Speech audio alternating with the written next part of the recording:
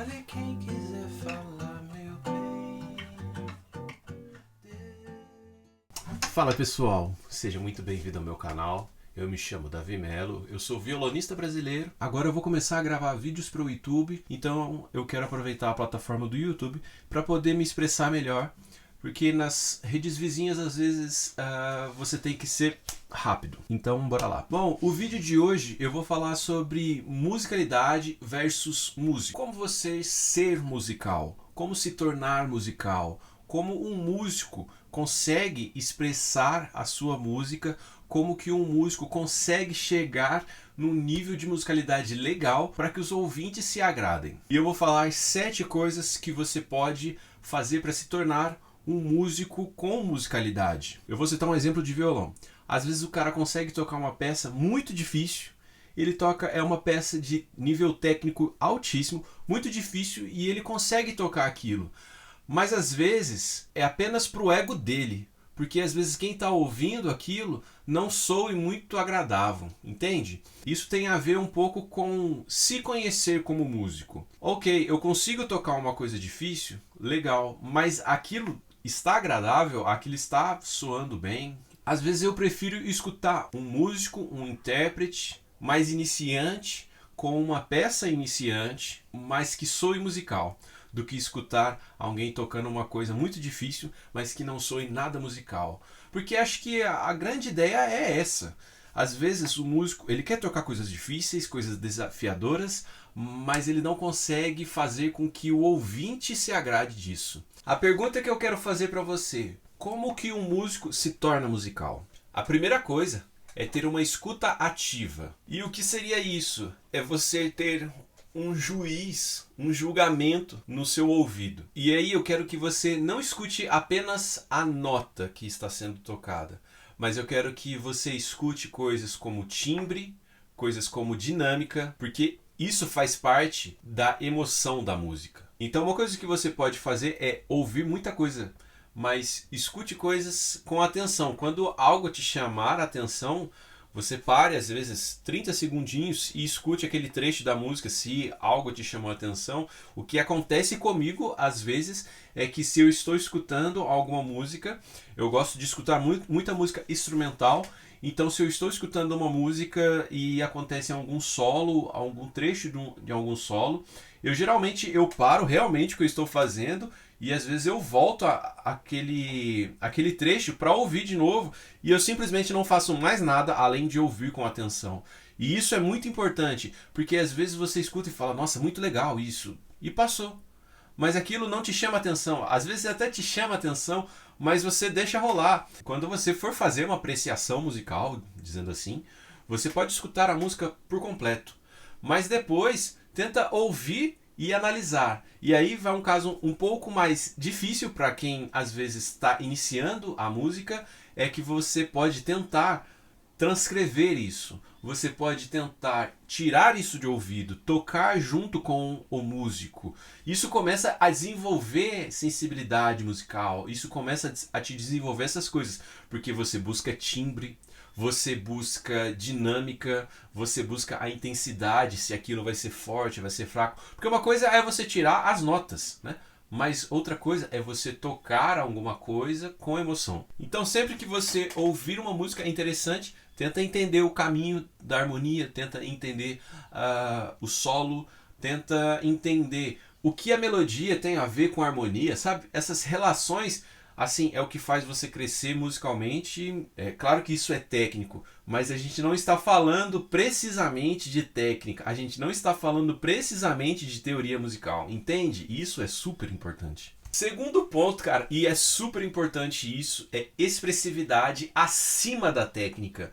Porque não adianta você ser extremamente técnico, mas a sua expressão musical, você já sabe, baixa. Não, isso não rola. Uma coisa que anda junto, técnica com essa questão de expressão, elas andam juntos, porque às vezes você quer se expressar e aí falta técnica, cara. Isso é super triste. Sabe quando você está tentando ter uma conversa, um diálogo super legal com alguém e às vezes você está buscando a palavra correta para encaixar naquele contexto, mas você não tem a palavra? É coisas assim a técnica está tentando se conciliar, sabe? Ter técnica é importante, mas a musicalidade é sobre você e não o que você toca. Então algumas coisas que podem te ajudar é frases, você frasear bem. Vou falar um pouco de improviso que está mais ligado ao que é a minha escuta. Quando você começa a entender frases, você vai pegar uma música e ela vai ter lá, sei lá, 16 compassos. E desses 16 compassos pode ter 24 acordes. Mas tudo isso está relacionado àqueles fragmentos que você sabe daquela harmonia está caminhando e você tenta frasear em cima daquilo. E quando você faz uma frase, você respira. É a mesma coisa que a gente está fazendo aqui. Eu estou falando, eu estou conversando e eu estou trazendo frases para você e de repente eu coloco uma vírgula ou às vezes eu coloco um ponto final e aí eu mudo eu estou falando do mesmo contexto, mas eu começo a dar um outro direcionamento e isso tem a ver com o improviso, isso tem a ver com as frases musicais. Então tente estruturar uma frase, criar uma frase, respira. Toca todas as notas de todos os tempos, aquilo começa a ficar exausto, sabe? Começa a cansar o ouvido de quem está te assistindo. Então, respire com seu instrumento. Fraseou, respira, sabe? Como diz os meus amigos paulistanos, diminui. Terceiro ponto, conexão emocional com a música. Quando ele consegue transmitir o sentimento da música para o público. E isso está relacionado ao intérprete, como a pessoa entendeu aquela música. Isso está relacionado se a música é alegre, o intérprete, o músico, tem que fazer a música soar alegre, contagiante, sorridente. Se a música é triste, melancólica, para baixo, o músico tem que fazer o público chorar. É exatamente isso. A música é de amargura, de dor. Então o músico tem que fazer o ouvinte ficar com vontade de chorar, com vontade de cortar os pulsos, sabe? Coisa bem melancólica. Isso eu tô dizendo porque você toca uma música alegre e você toca lá. Vou pedir pra você voltar. Vou pedir pra você me amar. Eu te amo. Eu te quero bem. Pô, velho, quem tá escutando essa música aí, meu... Isso é o que exige autenticidade com a música, vivência com a música, isso exige maturidade musical, dizendo assim, e até mesmo vulnerabilidade ao se expressar, sabe? Você se entrega por completo para a música, você se entrega por completo àquele sentimento, porque aquele sentimento se torna contagiante. Quarto ponto, estude o repertório da linguagem. Primeira coisa, qual é o estilo que você toca? Você toca rock? Você toca samba? Você toca jazz? Você toca choro? Você toca blues? Você toca erudito?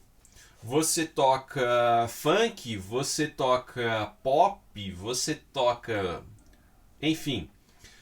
E o estilo musical tem a ver com a linguagem, é como se fosse um idioma, certo? E o idioma, ele tem o sotaque. Você escuta uma pessoa do Nordeste, você fala, olha, aquela pessoa tem um sotaque diferente. Tão diferente quanto uma pessoa que mora no Rio Grande do Sul. Você escuta o sotaque e fala, aquela pessoa é do Sul. Às vezes você não sabe se é de Santa Catarina, Paraná, Rio Grande do Sul, mas você sabe que aquela pessoa é do Sul. O sotaque dela é daquela região.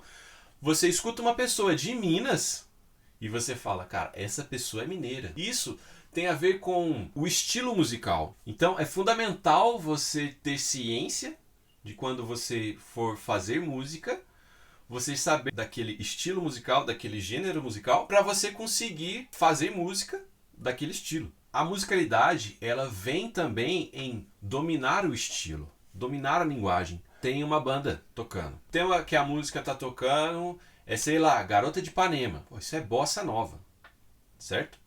Vamos concordar que é bossa nova. Então, o cara do piano tá lá, imagina, Tom Jobim tocando, e a bateria.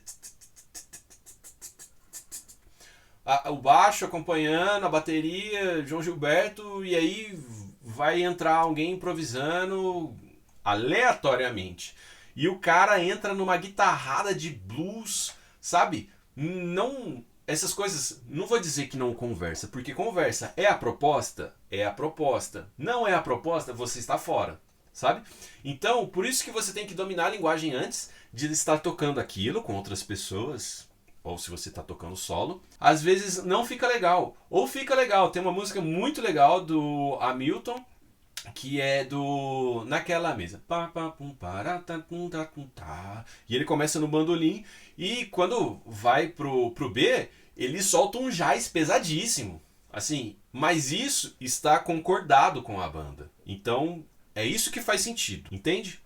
Quinto ponto, improvisação e liberdade criativa. Ter uma capacidade de improvisar, mesmo em gêneros mais engessados, que você não está acostumado, ajuda a soltar a rigidez, a desenvolver uma conexão mais livre com a música. A improvisação, ela exige estar presente na vida do músico, escutando e reagindo ao momento. O cara que está improvisando, ele está percebendo tudo o que está acontecendo. A pessoa que está fazendo música, ela tem que ter ciência da banda como um todo, ou se ela está tocando solo, ela tem que ter uma consciência do palco, ela tem que ter uma consciência do público. Então você ter ciência do que está acontecendo ao seu redor, os músicos à volta, isso é primordial. E isso daí você se torna musical.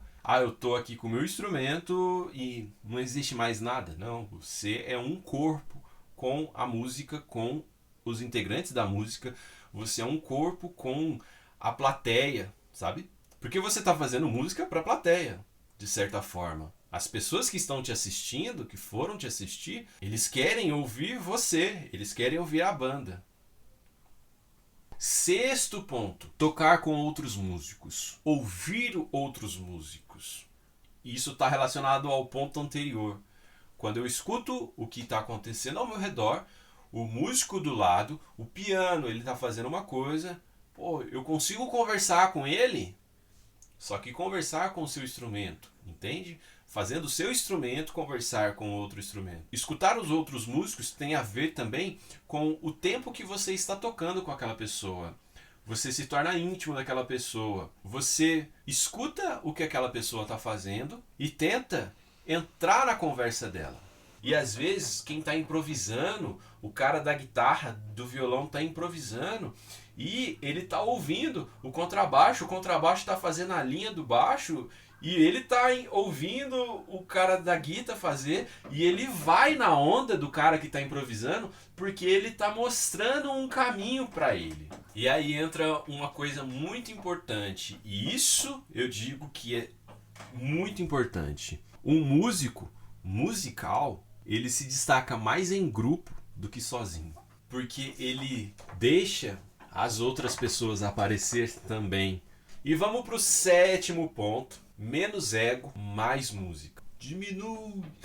Ser musical muitas vezes é saber quando não tocar, ou quando tocar mais simples. Ego e exibicionismo técnico muitas vezes abafam a musicalidade. Vai começar a música, cara, o batera já tá dando pirueta, já tá fazendo 300 mil coisas, sendo que aquilo poderia acontecer mais pra frente. Começando calmo, começando tranquilo, sabe? O menos é mais. Eu me gravo tocando, depois eu escuto. Porque às vezes eu falo, nossa, isso daqui é difícil, eu vou estudar, vai soar legal. Às vezes na hora de tocar, você se impressiona tocando e fala, nossa, isso ficou legal. Você vai ouvir, você fala, caramba, deixa eu fazer um negócio mais simples. E aí você toca um negócio simples, você fala, nossa, isso aqui ficou tão mais bonito, tão mais musical. Então você vai tocar uma coisa e aquilo é difícil, tenta fazer o básico, tenta fazer o simples, faz o arroz com feijão que vai dar certo. E aí, o que você achou sobre isso? Conta aqui nos comentários se algum desses 7 pontos tem a ver com você, o que você se identificou. E se você gostou desse vídeo, cara, deixa seu joinha, compartilha, comenta, manda para algum amigo músico, sabe? Aquele batera que toca desesperado, aquele guita que não para de solar, fica o tempo todo com a guitarra subindo e descendo escala, fraseando tudo. É isso e nos vemos na próxima.